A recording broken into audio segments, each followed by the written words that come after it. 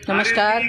जैसा आपने किसी मोदी विरोधी से सुना होगा कि मोदी जी ने देश बेच दिया, सब कुछ प्राइवेट करते जा रहे हैं, तो मुझे तो बाकी चीज़ की हर किसी को हम संतुष्ट नहीं जवाब दे सकते हैं, लेकिन मेरा जवाब ये है कि मैं प्रधानमंत्री बनूंगी तो न्यायिक व्यवस्था को जड़ से उखाड़ फेंकूंगी। जो न्याय व्यवस्था जिस भी चरम सीमा पे है, कॉलोनाइज जो है इसका सिस्टम, एकदम ये नहीं चलेगा।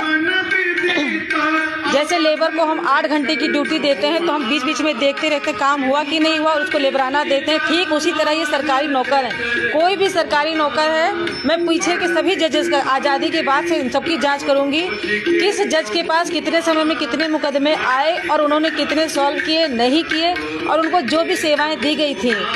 बाई काइंड और बाई कैश, वो सब मैं वापस लूँगी और भरे समाज में उनकी बेइज्जती होगी, क्योंकि उन्होंने जनता का विश्वास तोड़ा है और भ्रम फैलाया है कि न्याय व्यवस्था बिकाऊ है।